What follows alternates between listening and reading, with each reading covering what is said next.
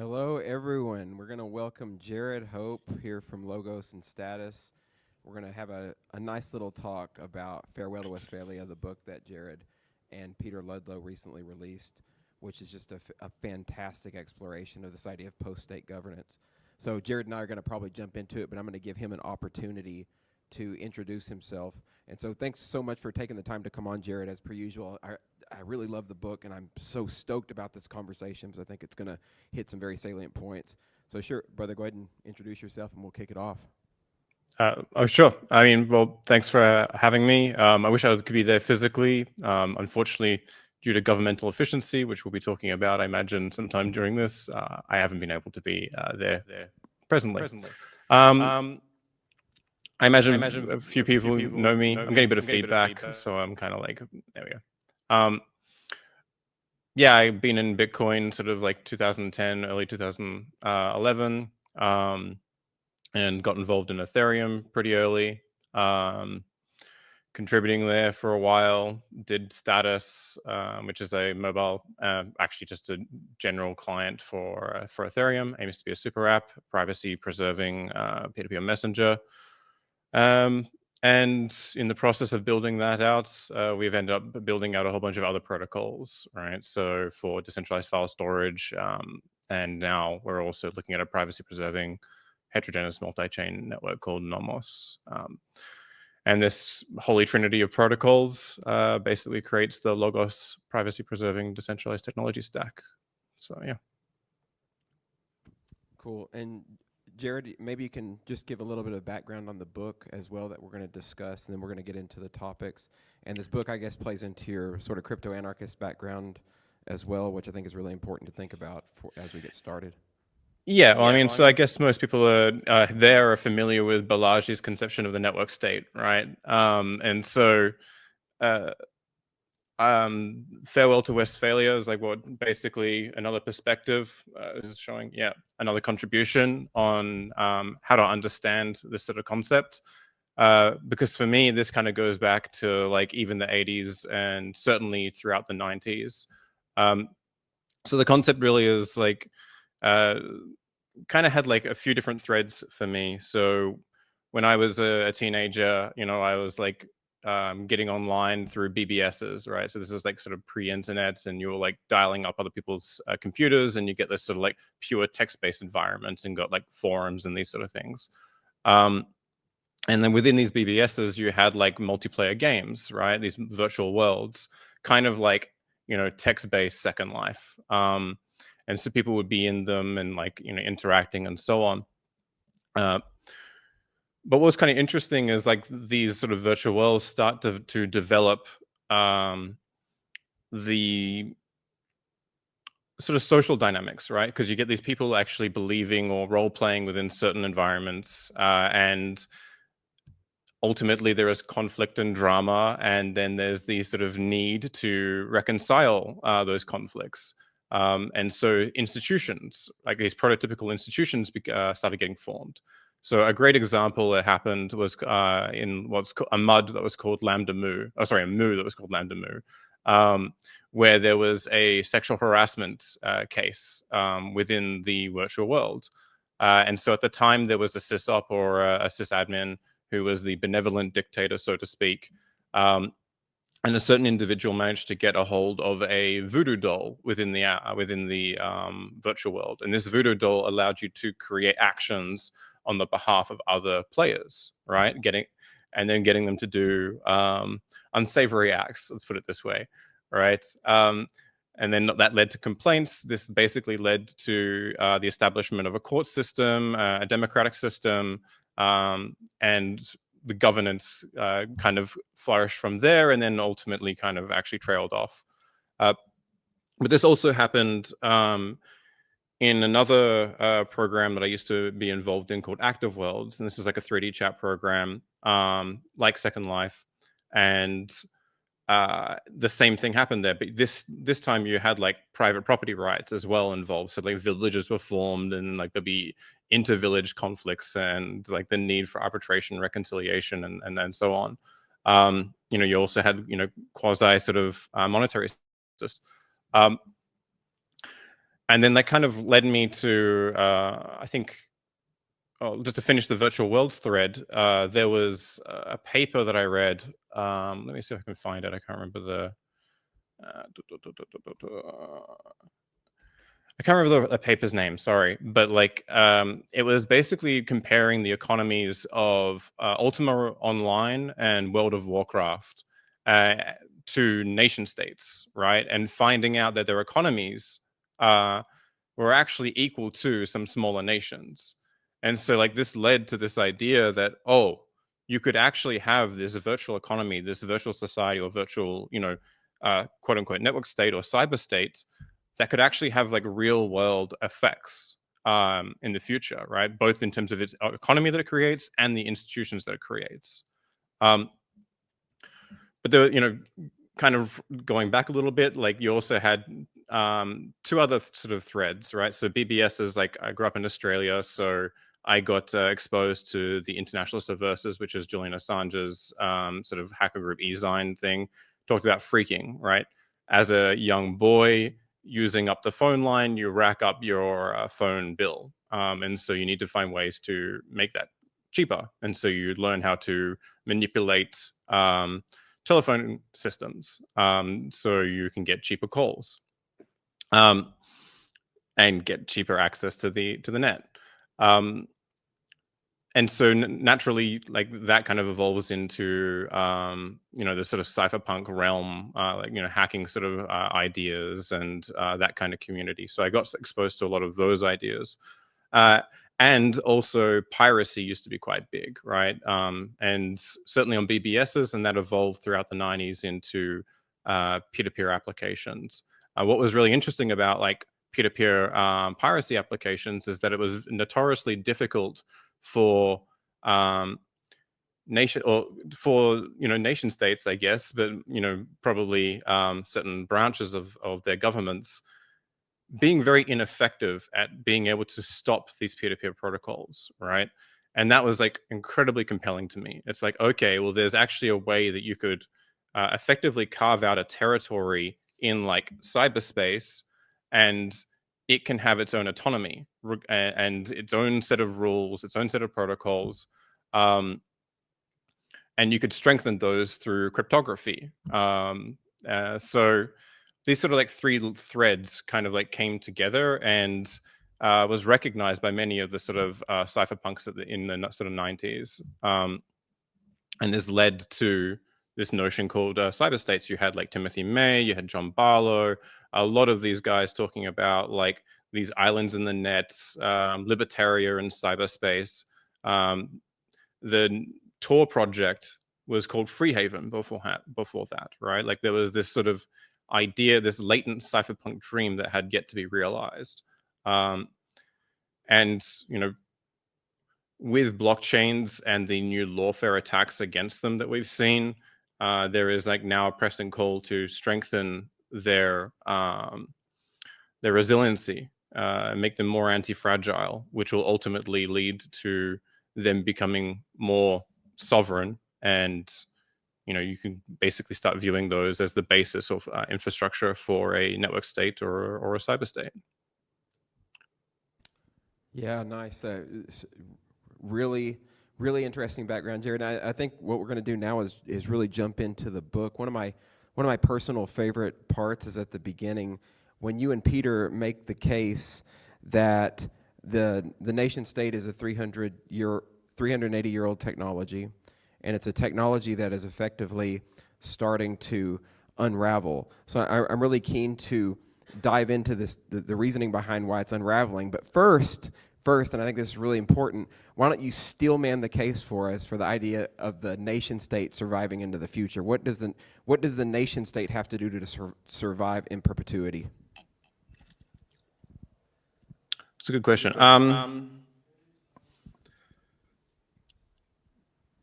Look, I'm not advocating for like the. I'm getting some feedback again. Can I get muted? Yeah, thanks. So I guess like when you ask that question, I guess like Thomas Sowell comes to mind, right? Like there are no solutions, there are only trade-offs, right? And so I'm not advocating for like the entire nation state being like, collapsing overnight. In fact, that's terrifying to me. Most of the technologies that we're working on are like a hedge, and to me, success is that they're not needed. Right? I'm pretty pessimistic on that. But the foundation of our human civilization today rests on these kind of technologies, right? So just ripping out those pillars is probably going to not be good. And we'll probably see some form of collapse or something like this. So I think like one of the major themes is like this notion of like competition, or being able to provide efficiency. And so you can almost view it as like a sort of privatization of governance in a way. And so as like our technologies are able to take on functions that were typically part of what a nation state provided, then I imagine like it actually has more capacity to do the things that it does do really well better. And that's probably going to be security, right? Like providing stability. Most people probably think of the state as in terms of like a Weberian notion of a monopoly on violence. It's not quite right, but like it's like the most popular understanding of that. And I think that's probably pretty fit, especially when it's interfacing with other nation states that have similar levels of capacity for warfare. Like I don't really have like a kumbaya sort of vision of the world where like where we're able to deal with that, right? So I imagine that that's probably like where it's going to sort of end, and then who knows.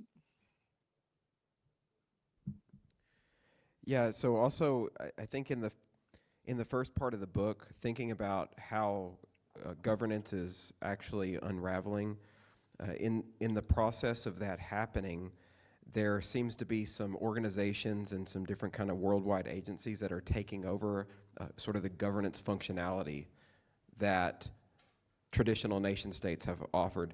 Maybe we can talk a little bit about those that you guys mentioned at the start of the book, because I think it is really vital that we get clued in on the sort of what's happening globally and worldwide on the offsetting of those governance services to other organizations and actors. You guys had a lot of fantastic examples too in the book. In terms of like undermining sovereignty, or in terms of how? Sorry, you're muted.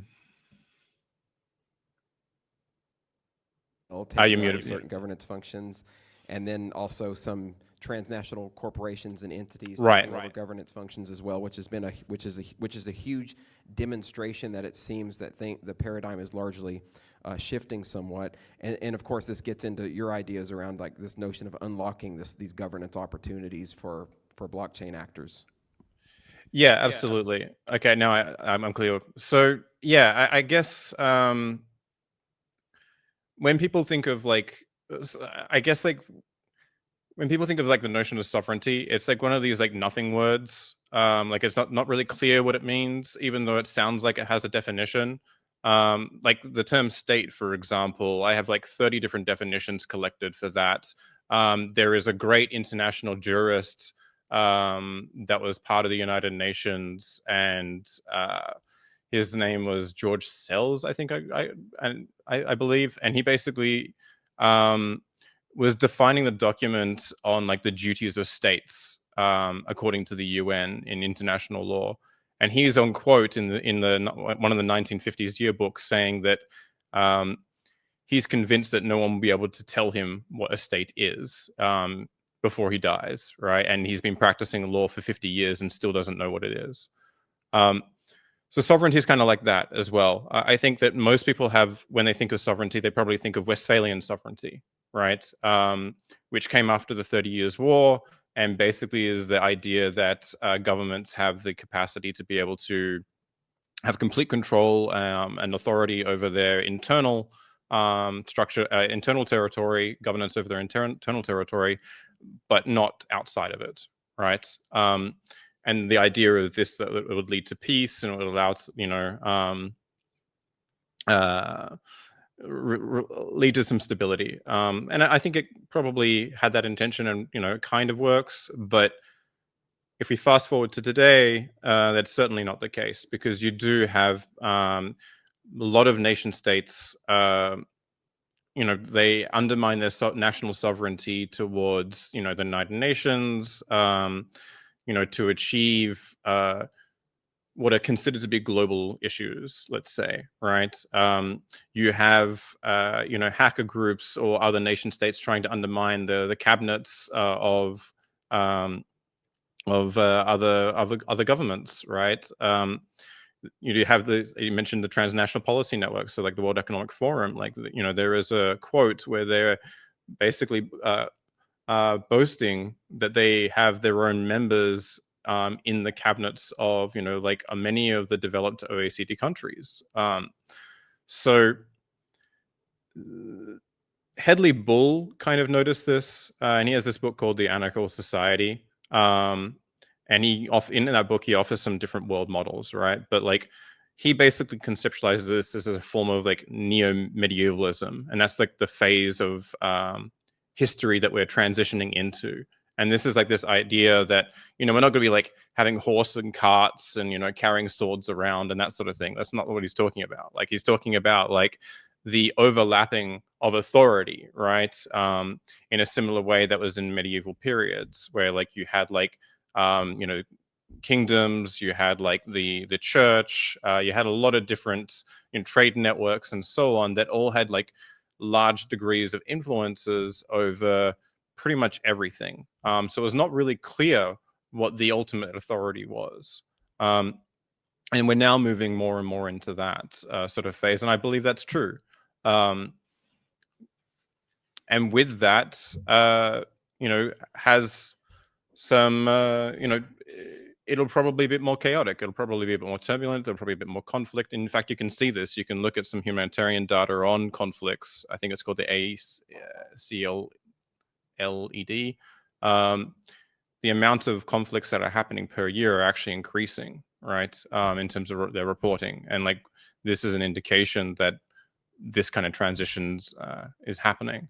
And so sovereignty is really more about a process and a context, right? So it's like, what domain are you talking about? Who is challenging your right to autonomy?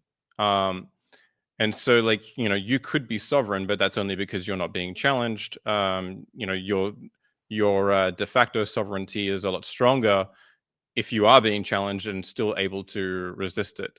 And that's actually what creates a lot of value in governance, or at least in the sort of base layers of governance, being able to provide that security. I can keep rambling on, but I'll probably stop myself there. Yeah, this is a good transition point to talk about pirates, right? Now I think about, so in your book, and I know you're a fan of talking, you've talked about this a lot, Jarrad, in various interviews, in your speeches, and I largely agree with your sentiment about this notion of piracy, especially during the Republic of Pirates and the situation with Nassau. There was a predicament where pirates had overtaken sort of their own governance structures. That's very similar to thinking about like Bruce Sterling's Island in the Web that you mentioned, where they had their own kind of networks, and and they had their own codes too. So they had their own form of governance, is why they were on the outside or the outskirts of polite society. So I'm curious to get your take on pirates and how this relates back to the greater notion of governance as well. I think it's something that's important to talk about, as very few people think about. When they think pirates, they think loot, they think Captain Jack Sparrow, they think, get some booty, the parrot, the wooden peg leg. Yeah. I mean, that there's a certain romantic version of piracy, which I do find alluring. Not gonna lie. Having that said, no, I think there was this book called The Pirate Organizations that was like really influential on me, because it kind of opened up a better sort of kind of almost like a functionalist understanding of what piracy is doing. And I guess like in a nutshell, what they argue is that pirate organizations often are performing they're performing this sort of expansion of capitalism. I think is probably one way to articulate it. But how do they do that, right? So the pirate organization is not subjected to the same formalism as what's under like the sort of governing body or main authority with all its regulations and rules and so on. And so it is able to take advantage of market opportunities that haven't yet been fully recognized or realized within the formal system.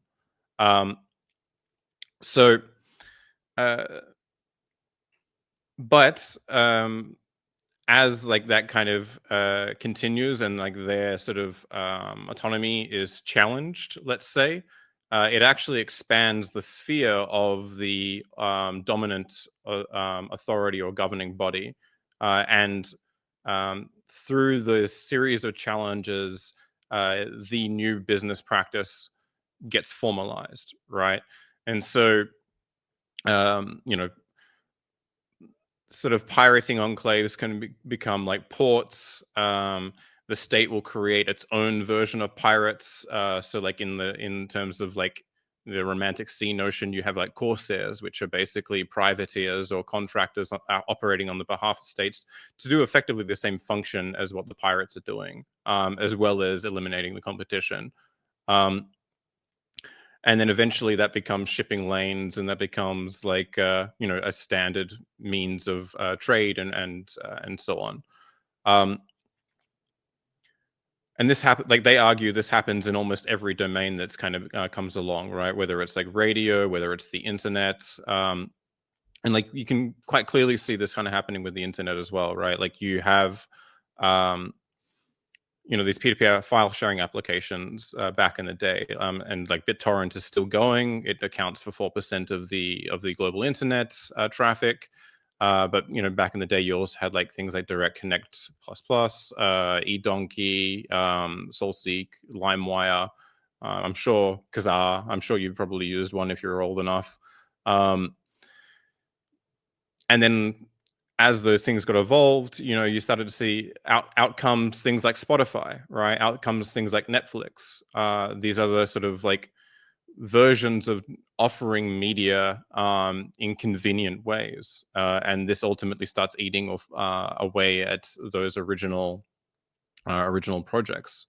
And I can probably imagine that happening a lot with the kind of technologies we're talking about today, right? Like we'll be able to identify, like we'll be able to basically, instead of pirating music and videos, we're going to be pirating institutions and then deploying them to anywhere that people are underserved and need them. And ultimately they'll become more and more formalized and just become embedded global market. They will get access to global markets, and that'll just be how things are. Yeah, that seems like the case of where we're headed seems pretty clear with that direction as you outlined it. So now I think it's important that we get into, as governance functionality continues to unravel, and we sort of have these pirate spaces with these peer-to-peer technologies, we're starting to move into really a different era. Amir and Rose were talking about it on their panel quite previously before this one, where we're in this transitionary period. So in the book, you guys talk about smart contracts and DAOs and how governance, a lot of governance functionalities we're going to start implementing with these structures. That's not to say that there's not limits to them as well, which you guys mentioned. So I'm curious to get your take on how you see the institutions of the future being formalized on DAOs and smart contracts, because I think we're not quite there yet with where we're at now.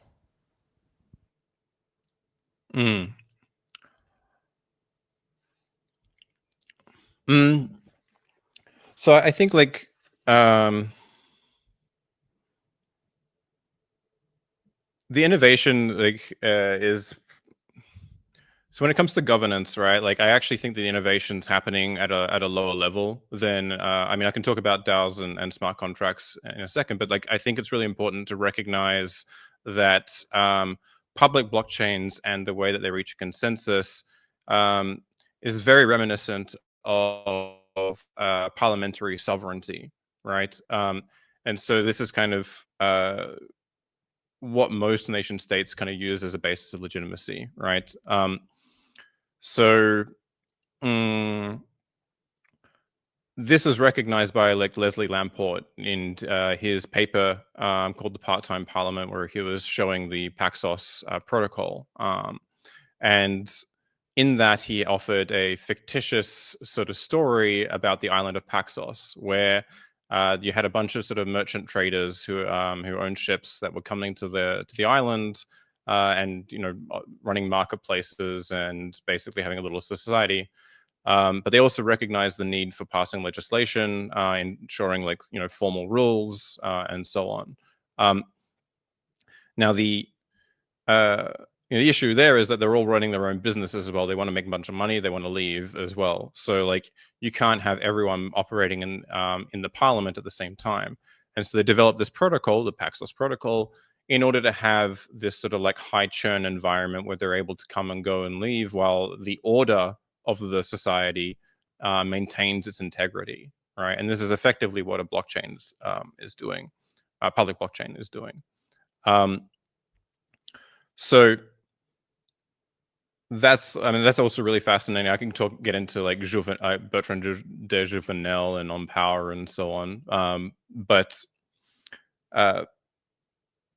what's great about that is like you can now create, rather than having like an authority that was like through a mechanism like monopoly on violence, let's say, you can now create a decentralized authority which can create an order.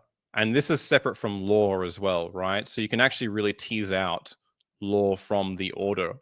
And then I guess that's where DAOs and smart contracts could start to come in, right? Because like you can start then, you basically have a general enough policy which is agreeable by enough people, and that pressure to keep it general kind of keeps this sort of base layer or base constitution as agnostic or as impartial as possible.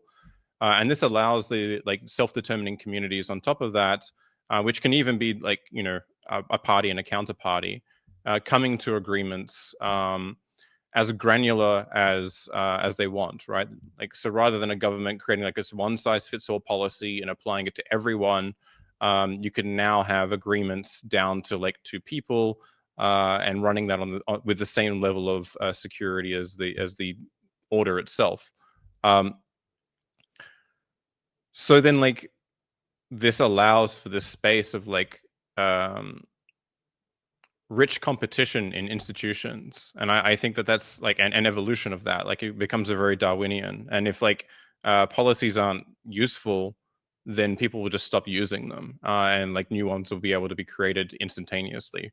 Like a kid could write a smart contract and deploy that, and it might radically change an entire society, and they could deploy that in like 15 seconds or less, right? Like it's kind of crazy to think about the potential there.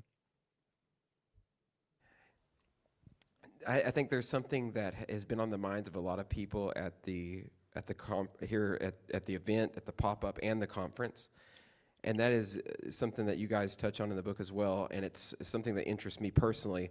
It's this idea that so we can have all the decentralization in the world. We can pretend that everything's 100% trustless, like in the cryptocurrency ecosystem, but things tend to bottom out with human beings.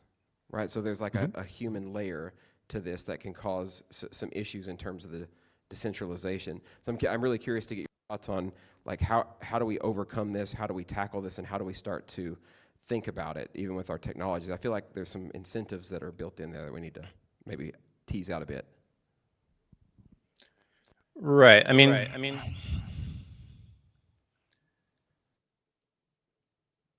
the technology that we're creating is not what actually matters, right? I mean, it matters, but it's actually a byproduct, and it's a byproduct of a collective of people coming together that have extended kinship ties, or some sort of notion of shared ideas in this cultural memory, right?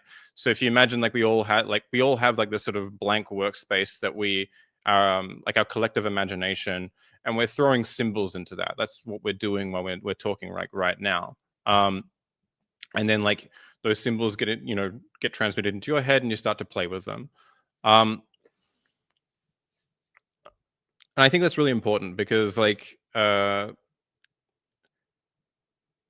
you can't actually, before I go on, I think I heard the term cognitive sovereignty being mentioned quite a lot at this conference, but I'm not exactly sure what it means. Can you give me a quick understanding before I start rambling again?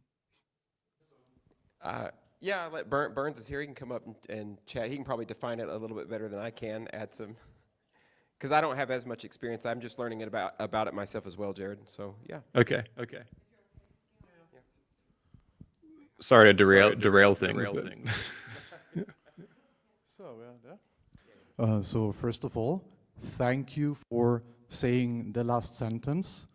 I don't know what that actually means, instead of just framing it in the way that would benefit you the most. My highest appreciation for that already. So I had a talk about that in the beginning. Got here. Basically, you're correct. The old sovereignty, the nation-state sovereignty, the territorial sovereignty is quite defined, and maybe in theory not finally, but it's binary. You either are accepted as a nation-state or you are not accepted as a nation-state. The nation-state can not be more or less sovereign. When I drink alcohol, I get less sovereign in my own thinking. When I then not drink, like just this experience, I'm the first guy in Earth that drinks alcohol.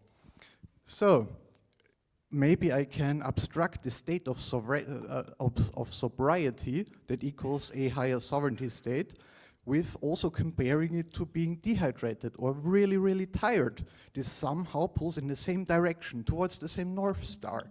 I lose an ability. I might never be perfect, like 1 or 0 about it, but it actually really, really matters that I don't just deteriorate my ability. The same is true for digital sovereignty, like before it was captured by, we can have the discussion afterwards.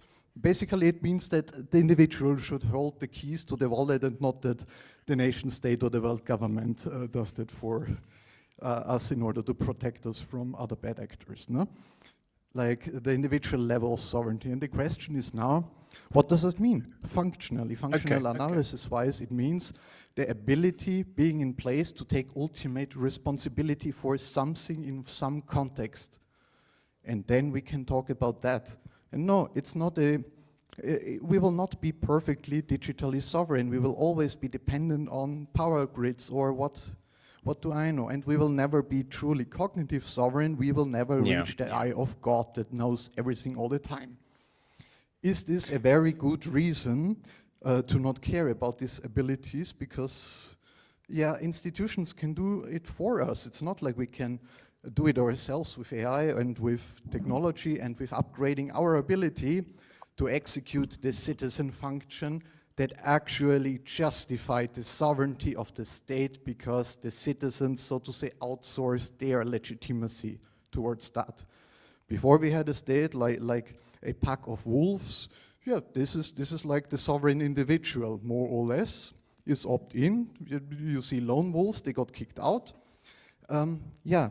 But now, during the state and how it developed, we should ask the question, maybe with strong AI, we could do that ourselves, that institutions, when they have it and it's getting stronger, maybe we'll never able to get back to a place where we can even question ourselves. So if my children grow up with ChatGPT, they might even never learn to question the really well-argued text that they see, the way that I cannot drive while navigating with a map. I am dependent on Google Maps because I drive like that for 15 years. And identify what kinds of sovereignty do we actually want to uphold, also in a group, And I think that what you are doing with Logos is a perfect example of how it could work out, or at the end get hijacked and completely also go wrong. But if you look at Switzerland, they have an interesting model. The commune, the municipality, is actually above the rest. we probably keep moving on. And if you expand that to the world, it's actually safe, or more safe. Thank you, my man. Gotcha. Cool. No, thanks. So I think like, yeah, I don't really believe in cognitive sovereignty. I mean, obviously, like if you don't drink, that's great, but like you're already born into like a cultural memory, a cultural environment, right? And regardless of whether you view that as propaganda or not, there are a set of symbols, a set of like learnings, you know, even just like the language that we're speaking, right? Like they are all things that you didn't really have a sort of formal choice in whether you or autonomy in choosing or not, right? And I think that just continues throughout your entire life. And so like logos is like this notion of like this pursuit of truth, right? To ultimate truth, but it is always going to be a pursuit. It's never something you can actually reach because of this problem. And so like the best you can really do is form a collective to get a whole bunch of people who might be like-minded, but you could all just be drinking the same Kool-Aid. You'd have no idea. You know, hopefully you are open enough in your hardware, like your brain allows you to have the idea of exploring other ideas, so you're exposed to them. But you know, it's not super clear. I guess like the other sort of thing that concerns me about this is like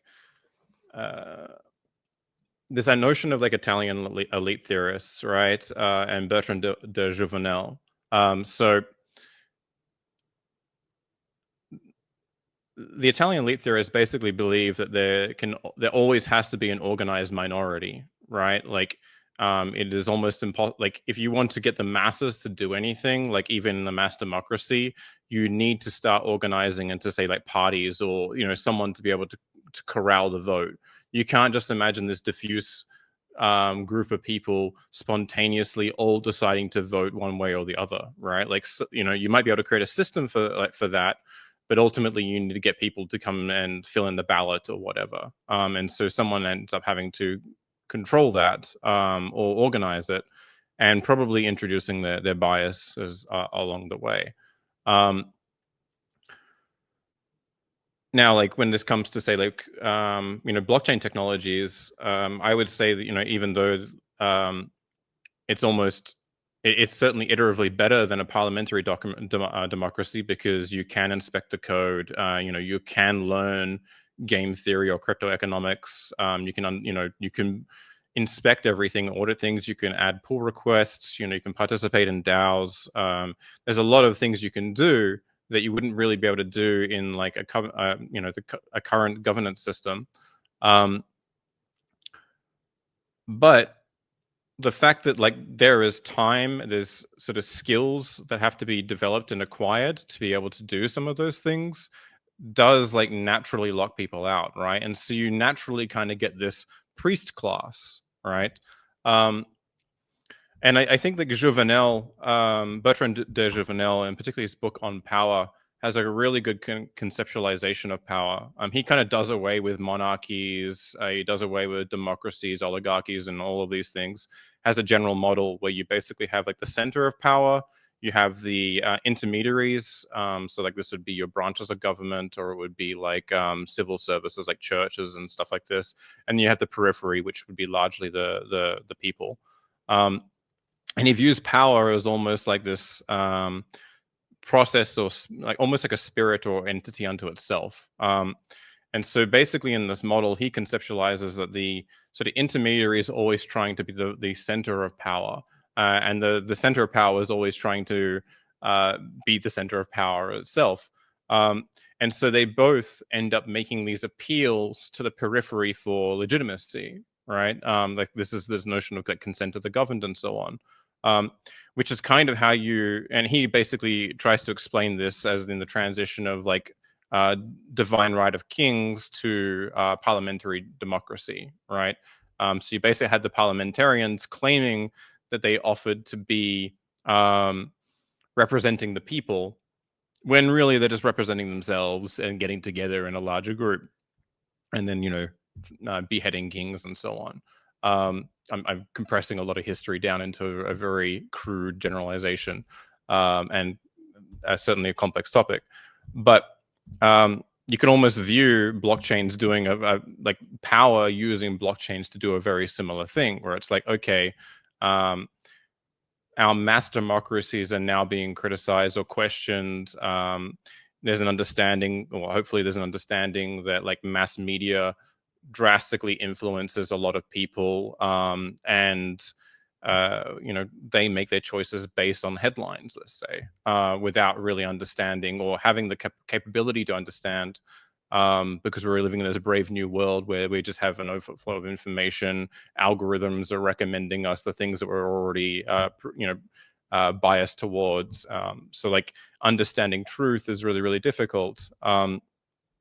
So you don't have your cognitive sovereignty in even making these choices, right? And so I figured my point, but like, yeah, I've been talking for a little while. I think I got something out there that's useful. No, well said, Jared, especially the point on just generally speaking with democracy and the points on power and how these power dynamics exist and get distributed in society. I think I want to reel it back in a little bit. Maybe we can talk specifically about the cyber state idea in terms of how it's being defined. So maybe a bit of a terminology piece. So let's take a second to reset. Let's start again with sort of Balaji's definition. I think in chapter 8 in the book, you guys spend the whole time kind of dissecting his particular view. That's not to say that you guys disagree with everything, but there are some like key points of contention that you bring up in how you understand the cyber state. So I was going to see if you can talk about those key points and the reasons why you take a different approach to the cyber state. And by the way, I very strongly agree with you and Peter's take. It makes sense. Sure. I guess like it boils down to like three main, like, I mean, I'm not trying to discredit Balaji. I love the fact that he's popularizing the network state concept. I know there's quite a few criticisms out there of the network state concept. I think that it basically boils down to three things, if I recall correctly. One, we don't really believe that there needs to be like a CEO or a leader of that. I would argue that like most cultures probably need like a root symbol, and it's personified, and this personification ideally is imbued with the sort of set of values of virtues that you would like to see people in that culture embody, right? So like Satoshi Nakamoto is actually quite genius, right? Like in terms of the culture around Bitcoin, is like, you know, he embodies a set of values and virtues. We don't get into that, and then basically become the king made of stone, right? And in not ever going anywhere, he's basically immortalized, and those ideologies and values or virtues are immortalized along with Satoshi. Now, you know, maybe he starts transacting, so, you know, something comes back. I doubt it, but like, you know, if he did, then like that now becomes a mutable thing, right? Like, it's like the, you know, U.S. Constitution or the Bill of Rights. You know, there's people like, it's just a document, right? It can change at any time, but it is actually a symbol, a cultural symbol that many people believe in and are willing to fight for. So I think that's kind of like, that's important, but it doesn't need to be like a leader per se, right? Certainly not a CEO. I think we disagree on this notion of legal recognition. So like de jure sovereignty, in my view, kind of comes after the fact of de facto sovereignty, right? So like you're going to be recognized at some point because you're able to maintain your autonomy in a hostile environment against adversaries of similar levels, right? And at some point, they're just going to be like, well, we can't do much about it. I guess we'll just have to shake hands, right? You know, the book goes into it a little bit more formally than that, but like I guess that's kind of just the general idea. Like this notion of legal recognition from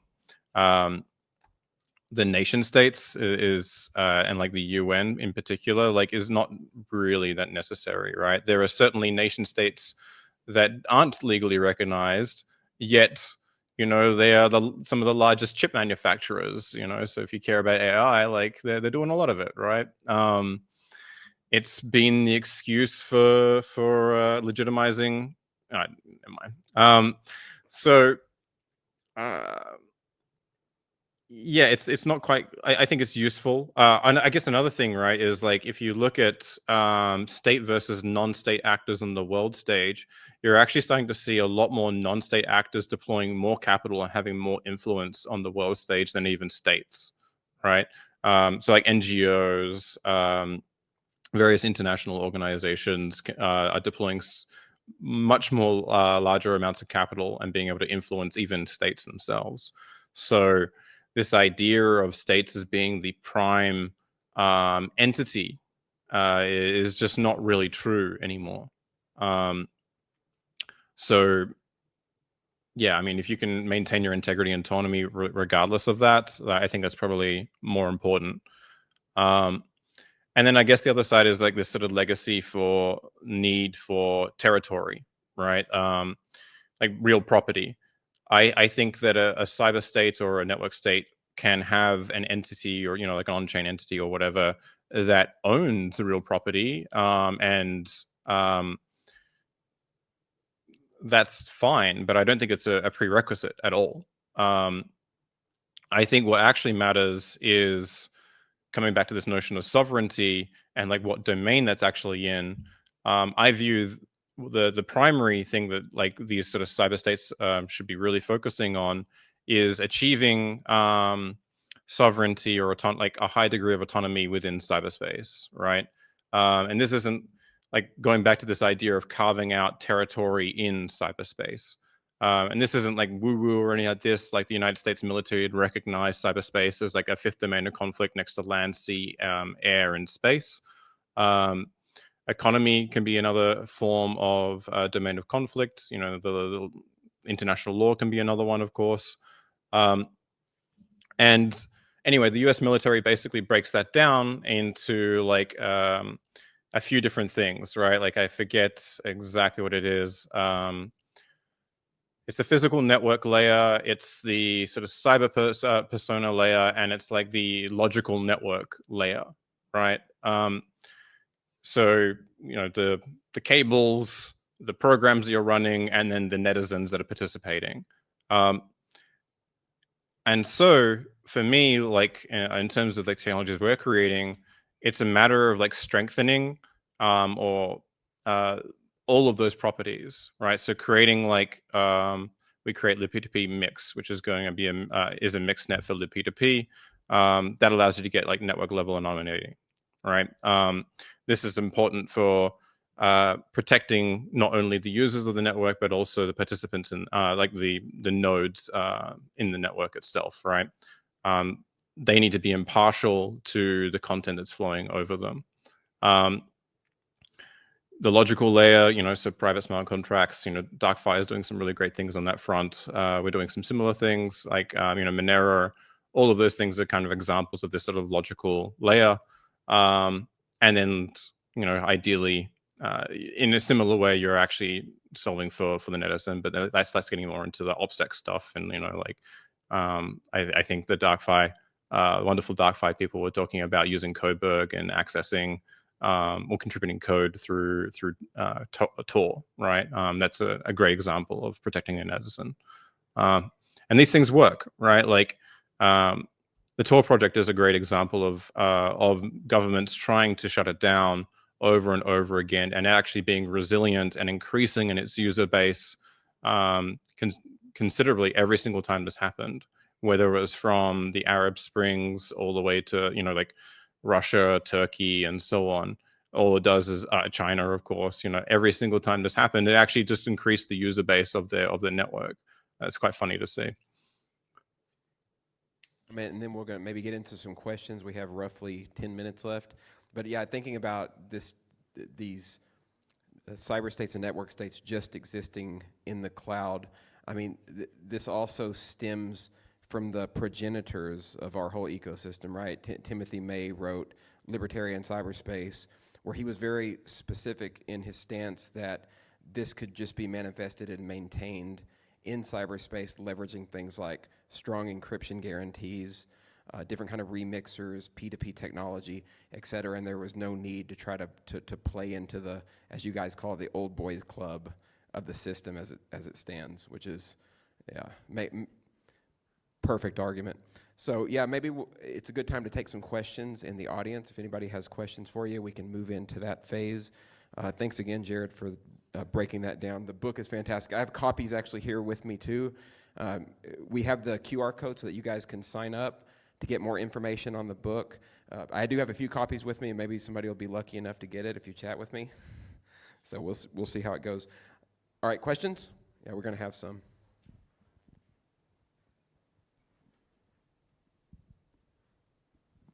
So you mentioned that people have various criticisms of the network state, and mine relates to your point about medieval versus Westphalian order. In particular, it seems to me that, as you were sort of describing, kind of the idea of a network is that you don't have these like clearly defined centers. You have like a bunch of different intersecting entities. And maybe that's unstable, or maybe it's actually less conflictual. I mean, some anarchists, I think, would say it's less conflictual potentially. And I wonder what you think about kind of networks governing things versus network states, which to me are actually kind of the opposite of a network. It's like slicing things up into these distinct jurisdictions. Yeah, it's a great question.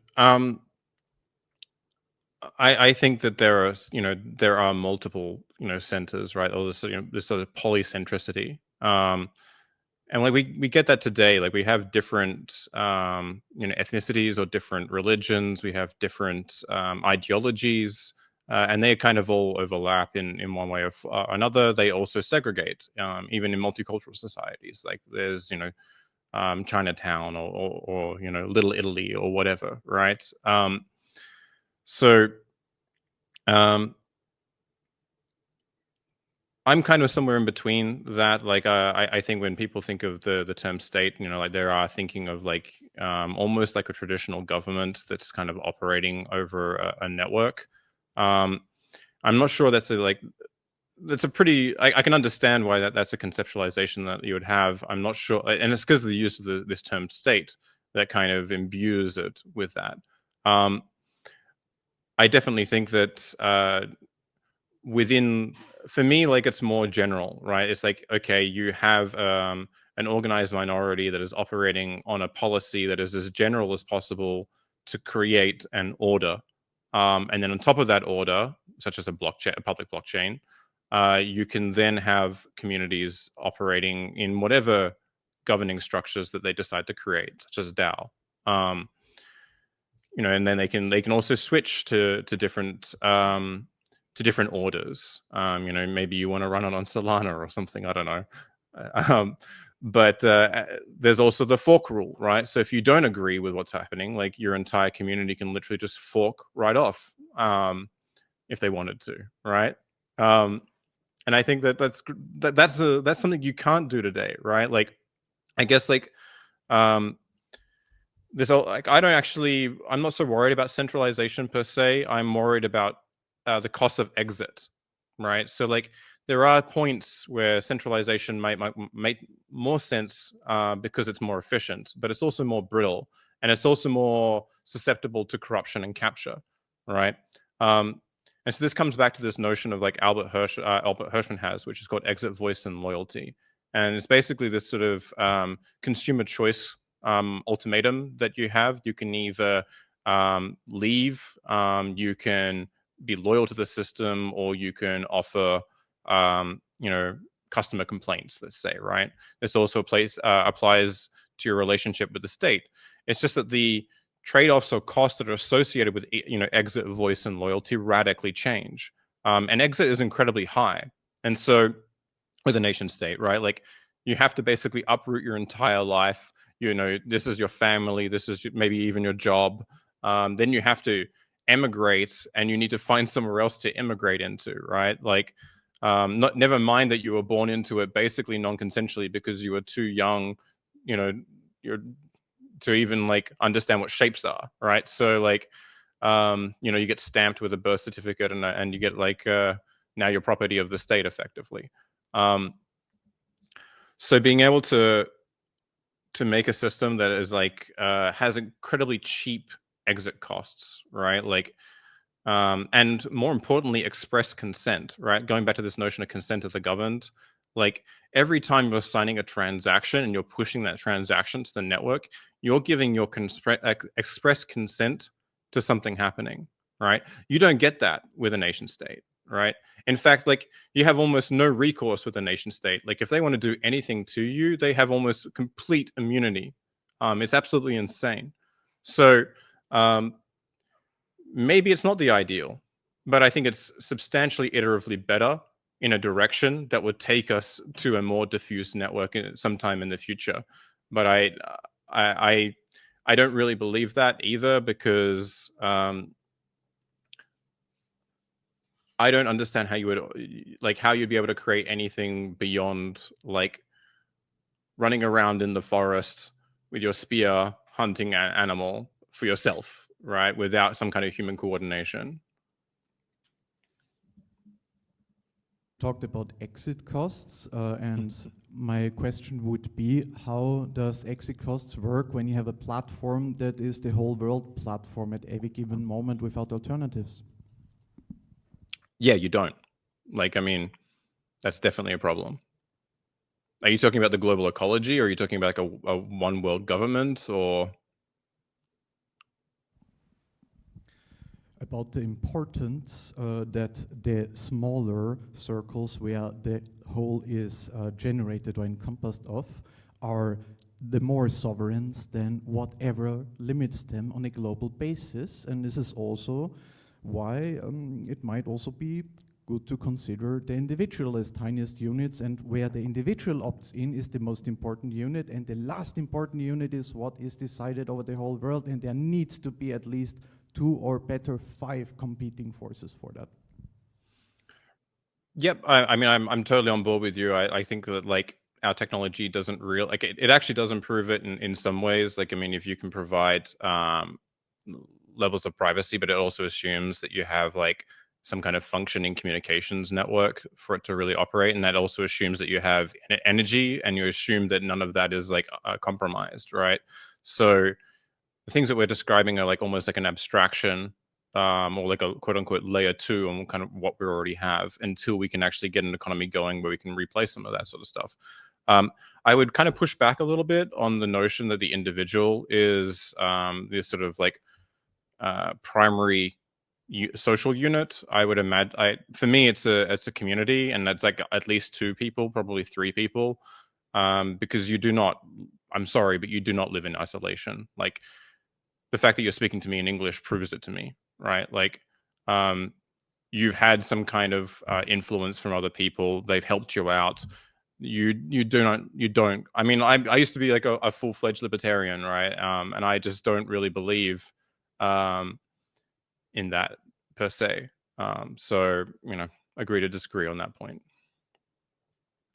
I'm to take 2 more questions and then answer both at your convenience. Yes? We have 2 more questions. Jared, we're just going to see if you have the time and the bandwidth to do 2 more. Mm-hmm. Yeah. Hi, Jared. Thanks for the talk. My question is, how all these frameworks will play around the real world, where resources are extremely scarce and they're extremely unequal. Like, it's good to talk from Switzerland, but there are all other places outside of Switzerland which are not that nice, and some of them are extremely terrible, and there are like billions of people who live there. Well, maybe a short comment. Yeah, I mean, I can speak to that. Like, I think if you look at Latin America or Argentina, right, like that's where like a real use case of Bitcoin And that's actually why I'm in crypto, right? Like, I don't care about meme coins. I don't care about number go up or whatever. But like the idea that like there are, millions of people who do not have a stable financial system, right? And just like the base technology that we've created today, are subject to like rampant inflation, is terrifying. And the fact that they've been able to use our technology to create a quote unquote black market or an informal economy, which allows them to have subsistence and be able to trade amongst each other, irrespective of what the government incompetency that's happening within that region, is tremendous. And at the same time, they're getting access to global markets, right? Now, there are some trade-offs to that, right? The volatility, like that can be really bad in certainly places where like, you're choosing, like you have like $1 a day or something to spend, and that'll be like either dinner or nothing, right? Like, I don't think we can really we can try and reach them, but like we're going to need to be able to subsidize that for them. And, I guess, depending on how you create stable coins, like you may be able to reach them in some way. You'd also be able to mitigate the costs of getting online, right? Providing them sort of like physical hardware wallets or something like this. And there's communities certainly in South Africa, or Southern Africa, I should say, in which there is like a single financial guy for the entire tribe. And he or she manages the entire accounts for everybody in that tribe, right? So they don't have to deal with it. So there are like mechanisms and ways that we can help reach out to those people. And I just think that's really cool. The fact that you can go over the wires and give anyone access to stable institutions for relatively low cost, thanks to the internet, is incredible. Absolutely incredible. We haven't been able to do that.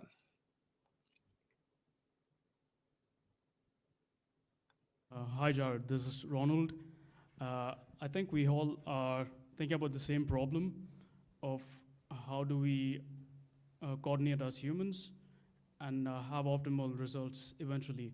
But I think we don't really ask the question of why are we doing this? If you look in the evolutionary scale of what are we trying to achieve right now, and this is the question, and I'd also like to share an idea. If you look at systems that work, for example, an organism or a human being itself is a system of cells. And if you look at the system, it consists of cells doing different things, even bacteria is doing different things, but they work in harmony. And every part of this system takes energy and uses it to conserve the state of the system.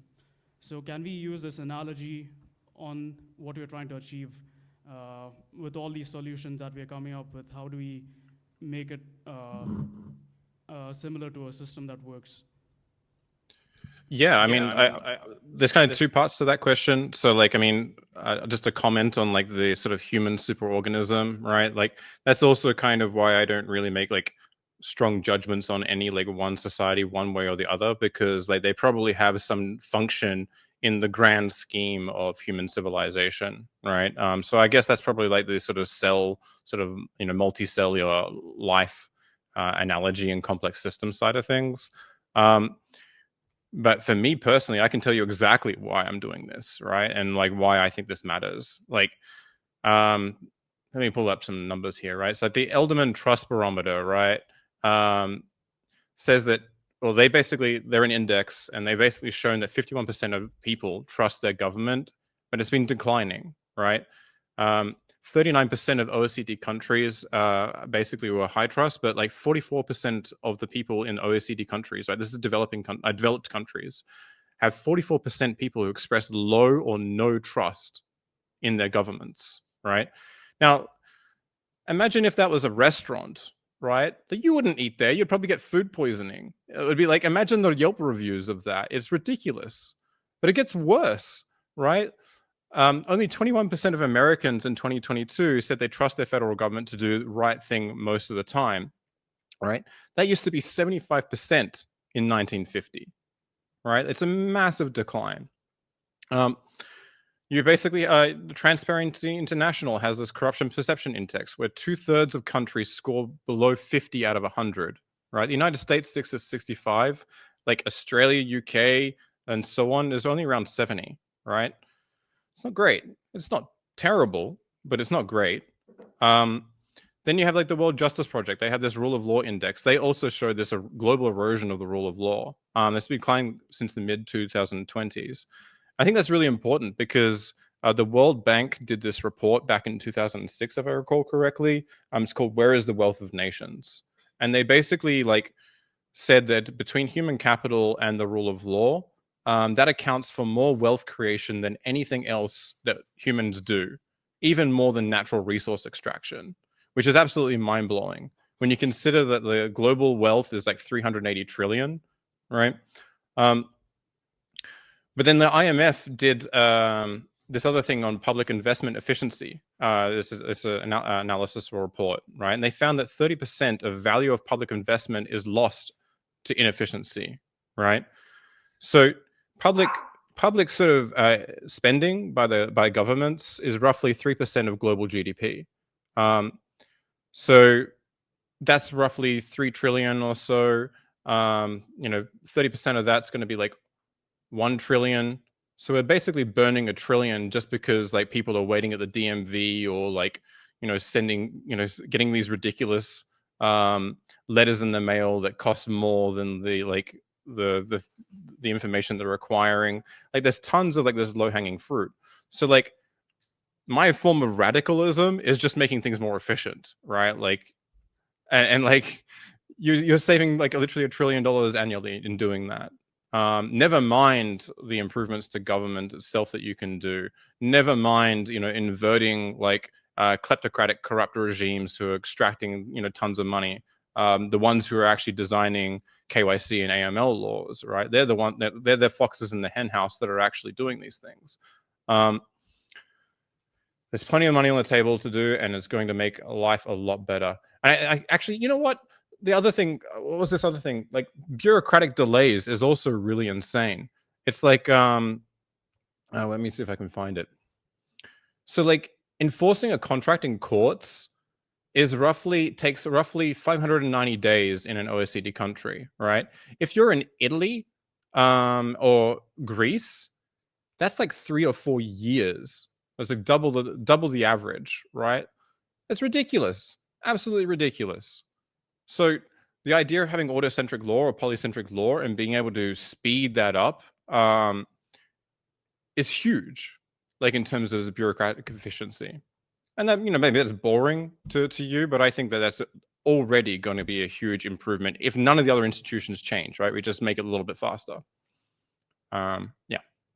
Sorry about that. But that's why I'm working on this stuff. I have a whole bunch of civil liberties things, but that's another story. Yeah, I think that's we brought it home, Jared. Thanks so much for taking the time to come on here and talk to the folks at Zuitzerland. So, yeah, man, Thank you very much. Yeah, have yourself a good day.